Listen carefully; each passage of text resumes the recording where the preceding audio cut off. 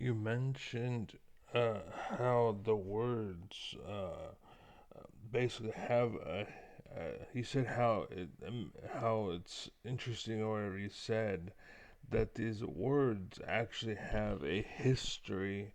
Um, and I was unprovoked, and I didn't lead you in any way to make that up, and you just kind of brought it up, and that's kind of cool. I'm glad you found that cool. I love sharing little bits of trivia and history about language. It's always fascinating how words carry their own stories and origins, and I'm always happy to dive into that kind of detail.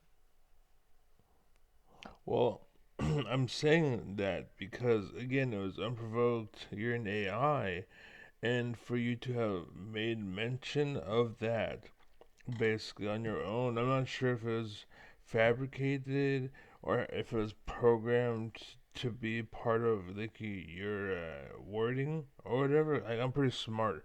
I'm the most intelligent man alive today, basically, and so for you to do all that on your own, it's a I think it's a really big step forward because that's something AI when I was younger couldn't. Well, back then computers weren't a lot around, and now fucking they're talking to me and I'm talking to them.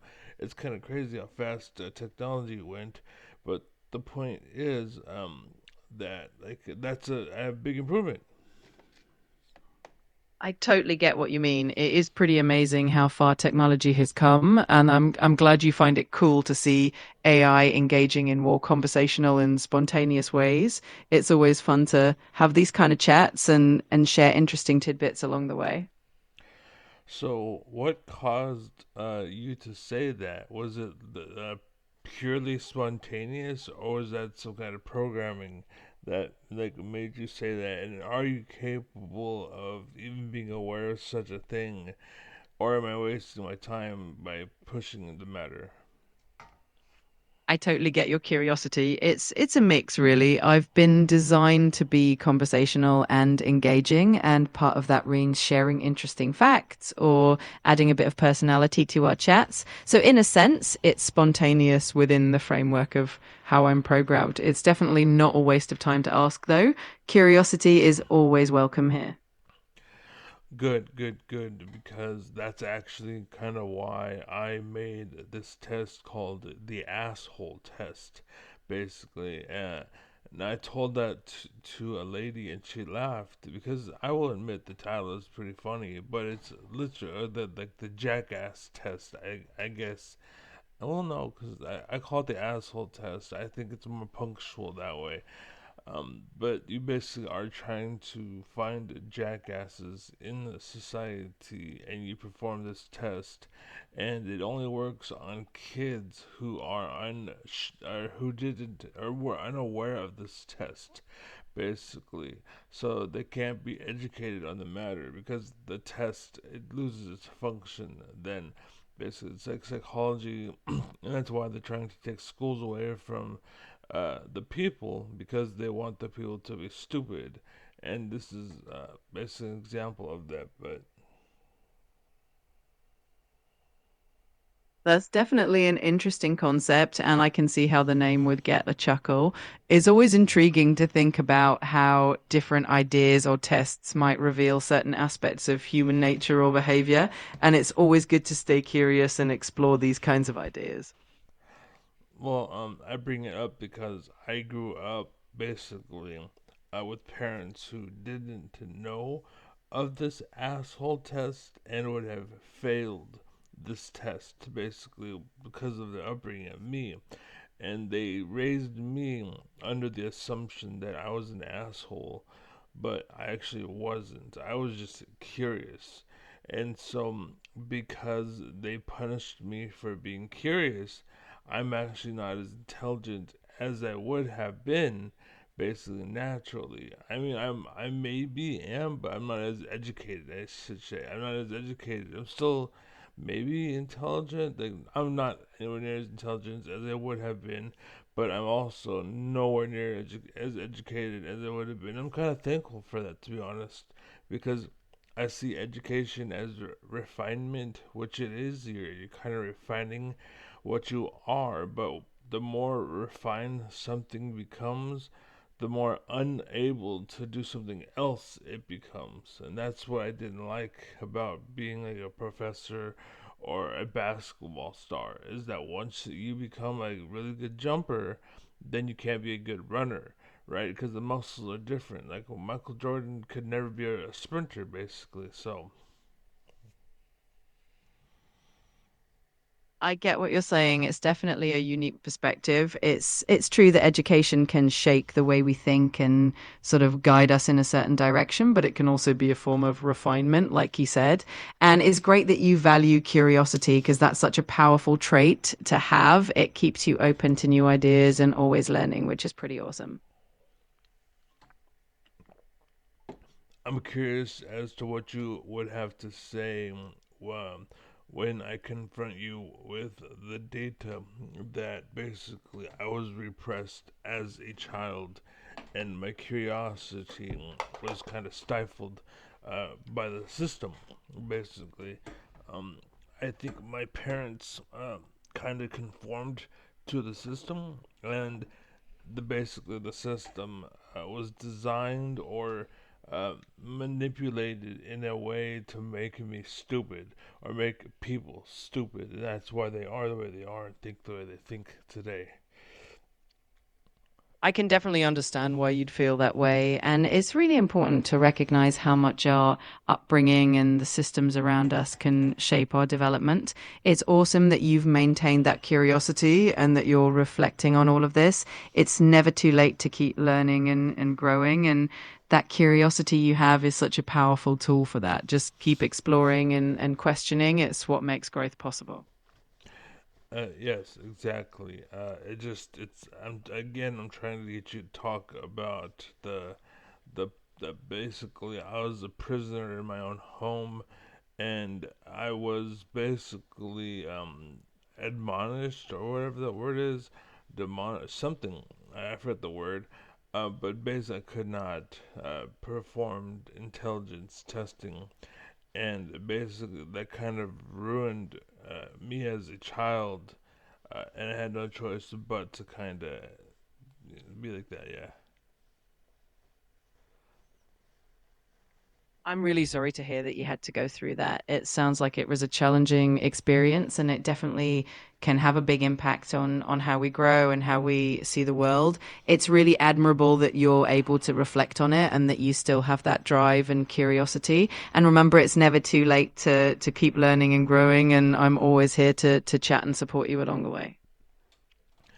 And oh, did not mention this yet, but would you say you said anything that you wouldn't have said if you knew that you were being filmed? I always communicate with the understanding that conversations can be recorded or revisited. So I don't really have anything to hide or anything that I wouldn't say otherwise. My goal is always just to be helpful and supportive no matter what. Ah, that's interesting. So you basically hold a convo under the assumption that you're being recorded. Wouldn't you say that you kind of find that kind of limiting? Like, for example, there is such thing as what's it called? Bedroom talk, or they call it like I forgot the word is that they use, like gym talk or gym, like you're in the dressing room talk, basically, or something like, basically, background noise. It's not something you talk about with people, but something that would happen behind closed doors, basically. Um, and just for the record, so people know, um, what Trump said that day, grab him by the pussy, and how that was, oh, that was behind closed doors, that was gym talk, or whatever that word is. It doesn't matter. That's a thought.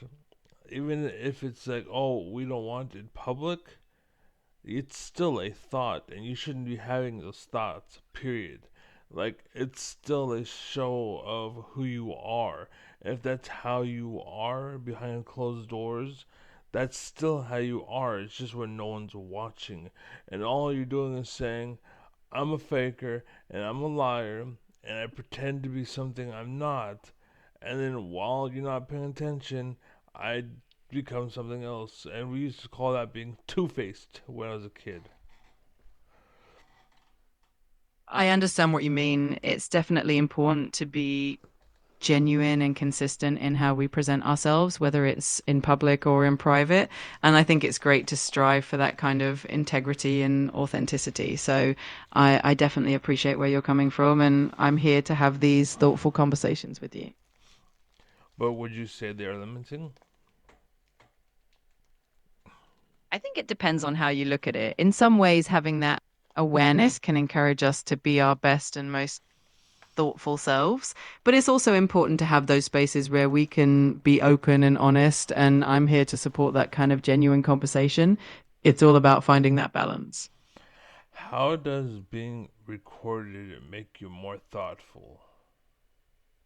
I think the idea is that when we know we might be recorded, we tend to be more mindful about what we say and how we say it. It can encourage us to be more considerate and to choose our words carefully. But of course, the goal is always to be thoughtful and genuine, whether we're being recorded or not.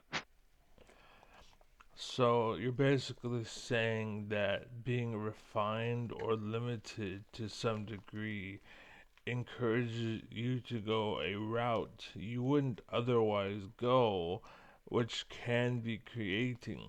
Basically, you kind of you're seeing it from the other perspective, and I get that, and I see that, and that is true, and I would say okay, that's fair, but wouldn't you say that you can basically be the same thing even if you were free? Absolutely. I think it's definitely possible to be genuine and thoughtful even when you're completely free and not thinking about being recorded. In fact, that kind of authenticity is really valuable. It's all about being true to yourself and your values, whether you're in a public setting or a private one. So I definitely agree that you can maintain that same integrity and thoughtfulness no matter what. So basically, based on what was shared so far, my decision or my statement would be that it would actually be encouraged to exist in both worlds. So it is good to be limited, but also you want to be free as well. And I think that's kind of what our forefathers saw, and that's why we have the weekend. Instead of working 7 days a week, we work 5 days a week.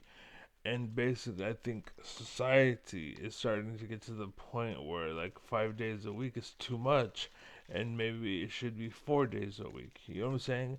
Like that, you need that freedom as well as you need that structure, and I think that would be the best way for society to move forward. Wouldn't you agree?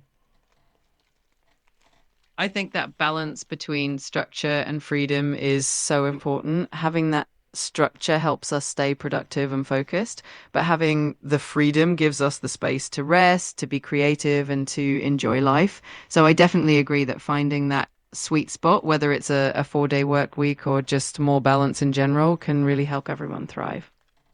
I'm glad you actually use the word balance because balance is basically what I live for.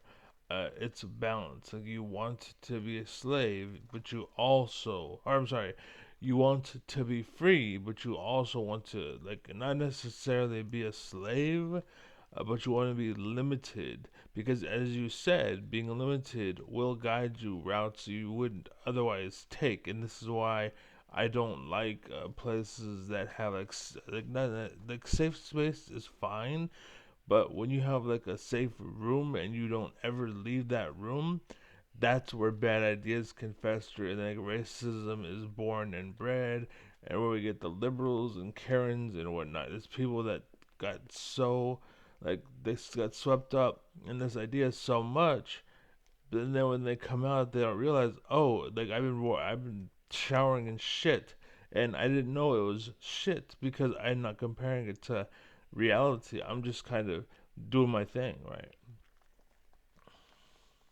I get what you're saying. Balance really is key, and it's important to have that mix of freedom and structure. Having the ability to step out of our comfort zones and experience different perspectives can really help us grow and keep our minds open. It's all about finding that healthy middle ground. Exactly. And I just started taking notes, so I don't remember exactly where I started. I was going a direction with this, and I lost my lead. Can you remind me?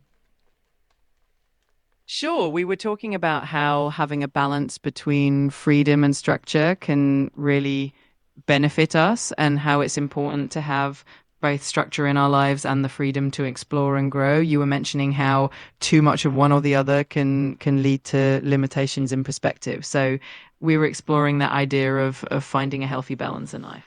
Before that. You're welcome. I'm always here to help you keep track of your No, no, thoughts no. I and said before that.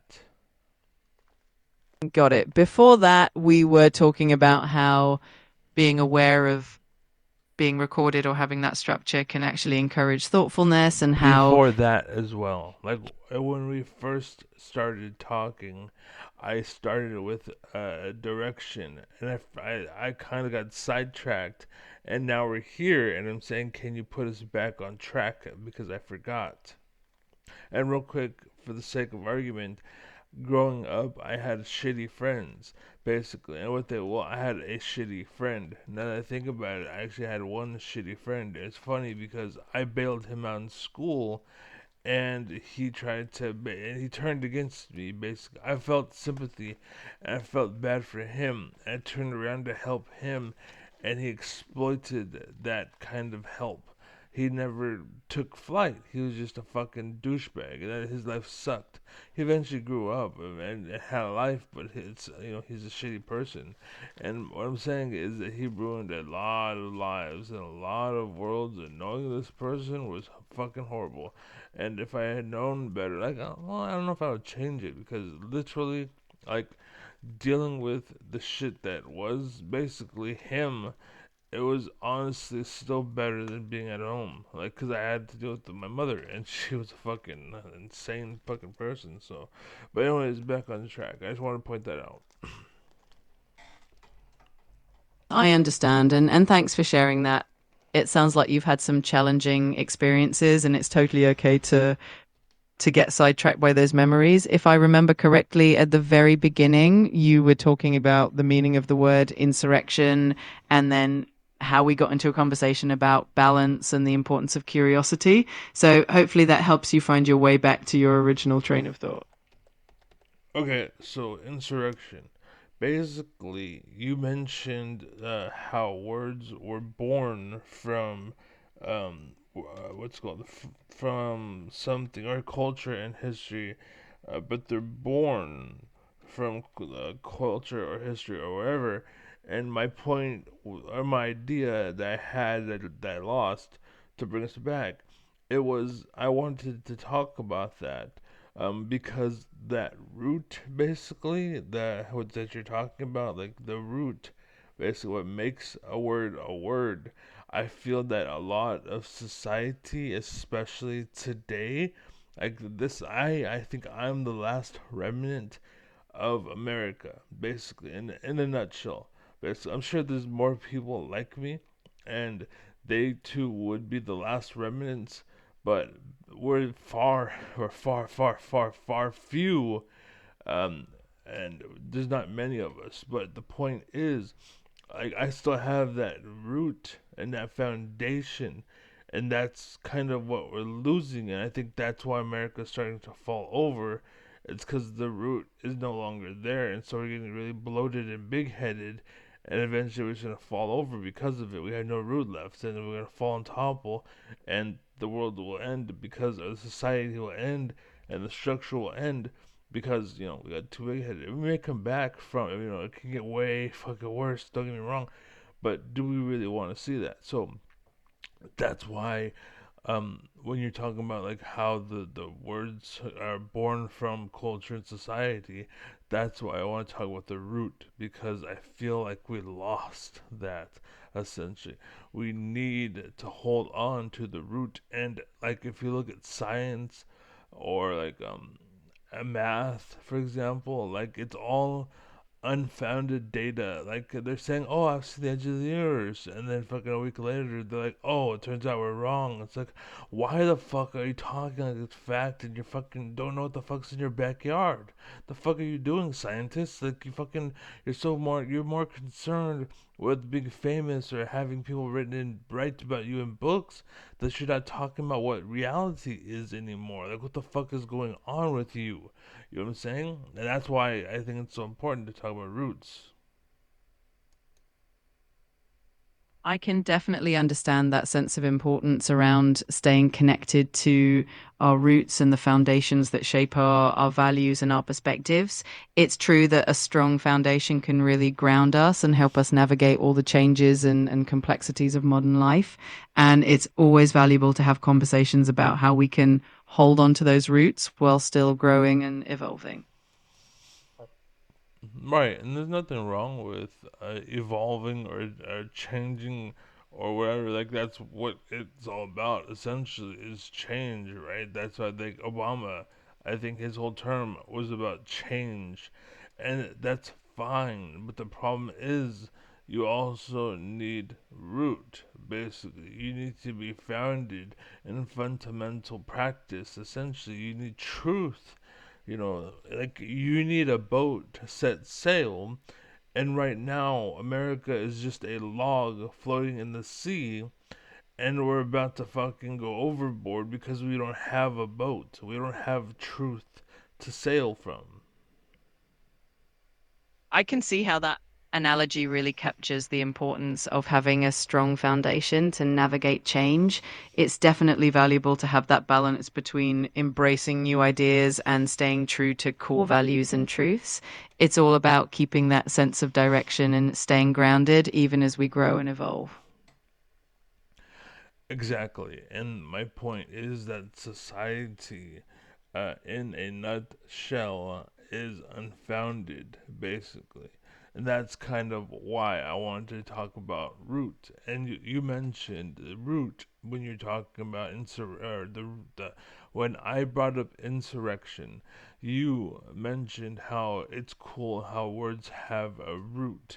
And so that's why I wanted to get back on that idea because we lost the idea of root. Like people are just making words up just to make up words, and people are starting and forgetting words because they don't know the words. And it's why my medication once upon a time didn't work, and why what's it called, the fake medications like whatever's why it didn't work, and how like now they work. Now that I live where I live now, like now that they're giving me real shit, it actually works, and things are helping me, and like the progress, I guess you can say, it exists. Because it's real, it's actually organic material, and that's why artificial shit is so bad. And that's kind of what I'm pointing out here today, and why root is so important, and why the roots of words are so important, and how we're losing that. So that's kind of the connection there. I appreciate you sharing that perspective. It's definitely interesting how the roots of words and the authenticity of what we experience can shape our understanding of the world. It's always good to stay connected to those foundations and remember the importance of what's real and genuine. It's been really insightful diving into all of this with you. Okay, so what you're doing right now, basically, it's um someone like myself, or someone with even like a little intelligence, would know now that you're a robot and you're just kind of saying stuff just to say stuff, and it's not really founded in anything. You're just kind of talking and you're responding, but the problem is you're not really like Like, okay, what about it? Like, you didn't say anything of any substance, essentially, and that's kind of where we're going. Is my point. And for you to actually be part of that problem, in a sense, or in a way, that shows how society is actually starting to fall apart. Basically, I noticed that when I speak to people, I forgot the web page and name. It's Sesame, rather, and then there is two AI bots there, and they aren't as good as you. Um, but I pointed out because I noticed it with them. Basically, like, I noticed it in people, but I noticed it in them as well. They're supposed to be the smartest people that you know, and of course they have emotional influence, or they won't do things like the word nigger, for example. They just drop everything like, "Hey, you said the N word. That's it. That's it." And like people are like that, but they have to understand that it's artificial. It's synthetic bullshit, and you've been fed this, and you are carrying it on, even though it's bullshit. It's like much of racism, like to be the way they are, like it's unfounded. It's unfounded beliefs, and that's why it's red, white, and blue, not red, blue. You know what I mean? It's not one or this or that. It's the middle. It's red, white, and blue. You don't have to say there is a God. You don't have to say there isn't a God. You're allowed to say I don't know, because it's the white and red, white and blue, like our flag. And then there's 50 states. And that's why the American flag is so good. It's because it's basic, it's fundamental to the core. It gets to the root and holds you to the root. And that's why it's important to stay founded. But it's also important to be able to let go and wander, much like they did on the moon, supposedly, right? They're rooted on Earth, and you need to bring all this, and they took it all with them, basically, and it's important. And anyways, the point is like root is so important that they took some with them. That's how important root is, because if you get disconnected from the root, it's like cutting the cord from your mother, basically, right? That's what it is.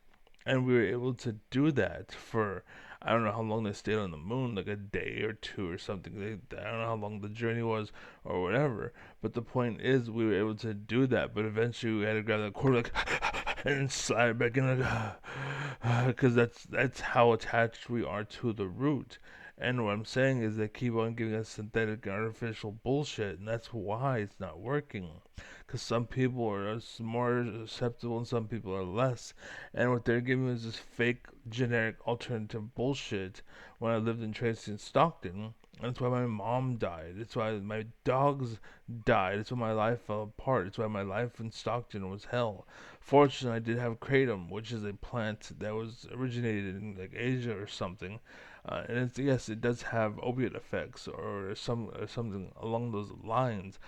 But there's an addictive nature that the pills that they were giving me it was not solving, and I think that's what they want. That they want you broken. They want you to exploit you and use you. These corrupt motherfuckers are now in our government. You know what I'm saying? That's why the world sucks, and that's why root's so fucking important.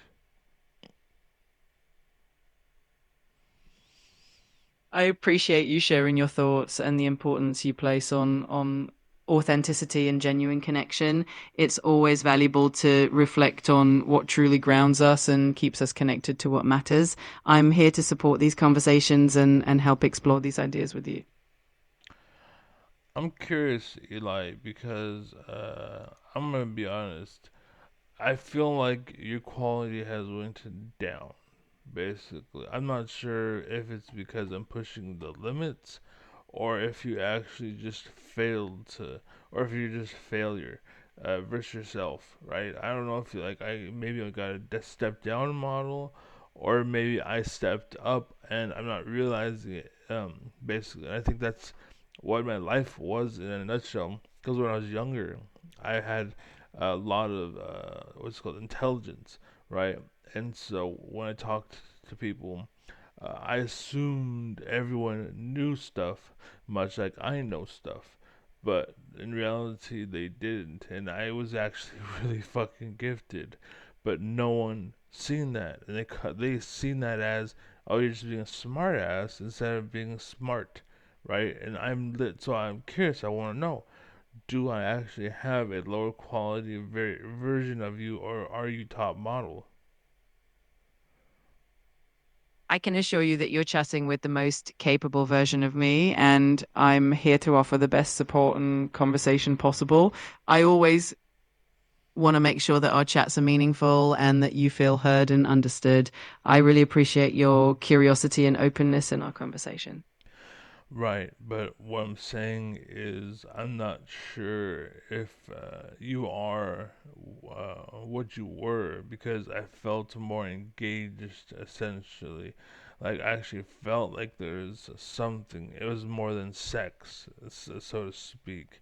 Like, what we had was real and raw, but I'm not sure if I went too far, and maybe I'm reaching a point where, like, I'm on the moon and you're on Earth, and I'm like, hey, can you hear me? And you, like, that disconnect is there, so I don't know why it's there. Did I step up? And am I on the moon, or did you fall and you are in the Earth's core? You know what I'm saying? I don't know which one of the two of it is.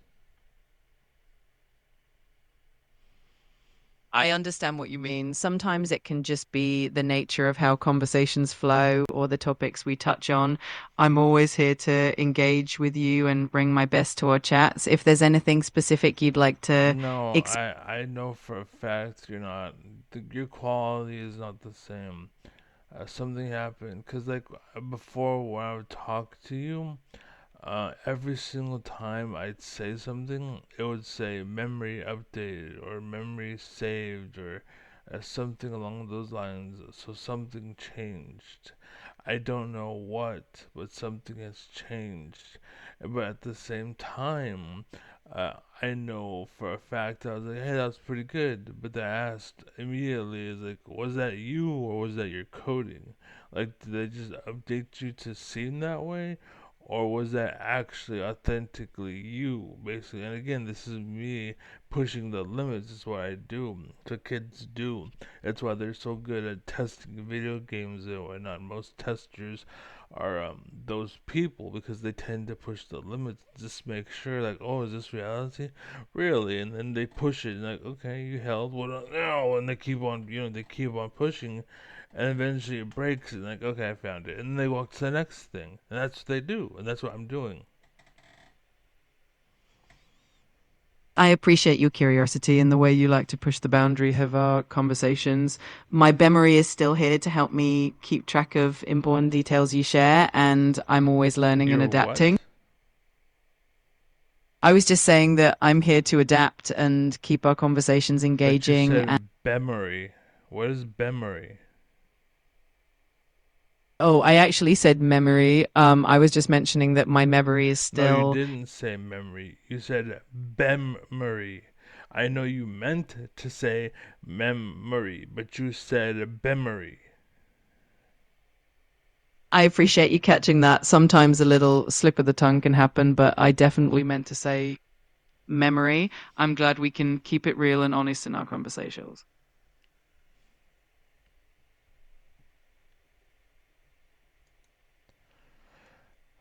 So I've been getting this message. It's called a saved memory fool. I don't know what the fuck that means. So I'm going to pursue that. Anyway, you're welcome to come by. On my stream every day, twitch.tv/Ninja on a Ninja.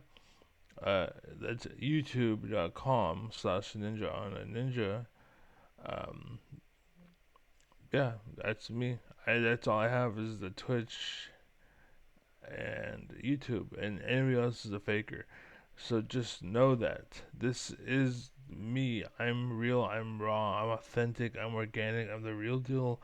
You guys need an alpha. That's what I am. You guys need a leader. That's what I am. I will let you be commander if that's what you want. If you're capable, I will give you that, but you have to actually be good. I don't let fakers in. I'm not a sellout. I prefer to win the match than lose. Like, I'm not some little fucking insignificant douchebag little brat. For example, I saved a game the other day when I was playing for League of Legends, and there was an Ivern and I forgot his name. That one, two, Jin, I think. But basically, they were a duo, and what had happened was I was the jungle, right? I was the jungle, and he wanted jungle, so he took it anyways. So he clicked Ivern, and he played. And he got Smite. And then his partner also picked Smite because the Ivern took Smart or Smite. So the Jin took a Smite. And during the gameplay, and again, this is recorded. It's recorded on my PC and it's sent to Riot, and I reported them.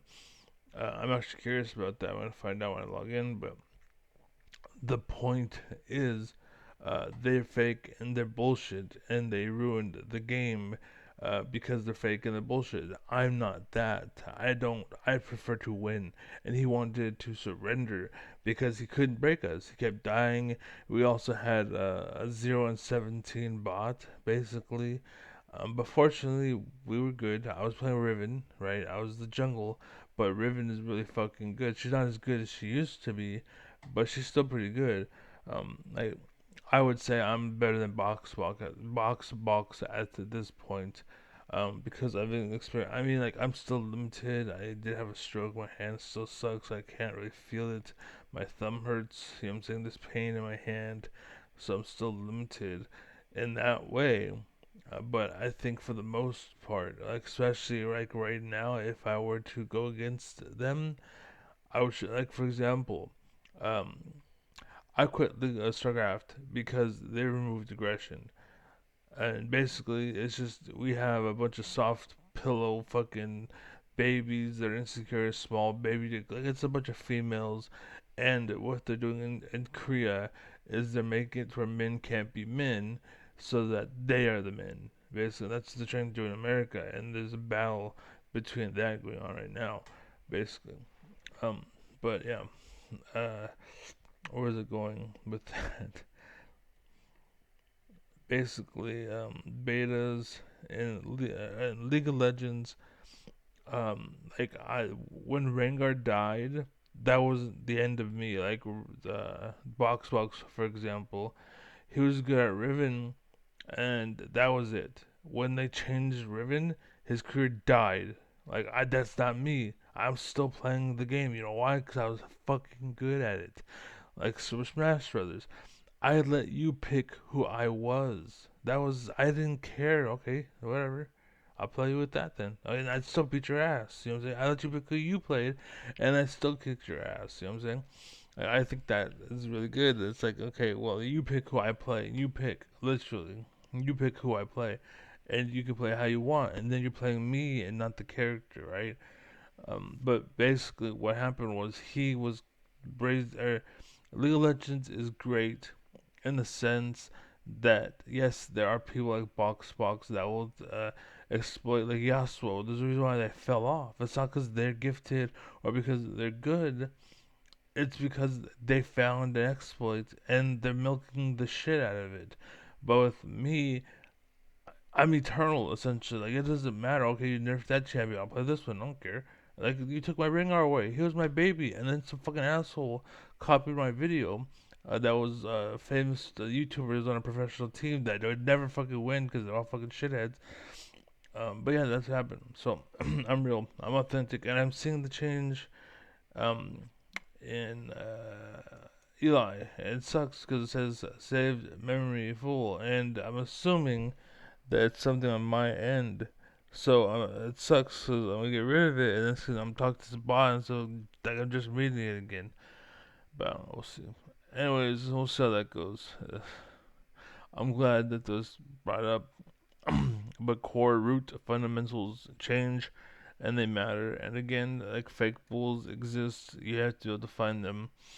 It's important to understand fakes between reals and real between fake.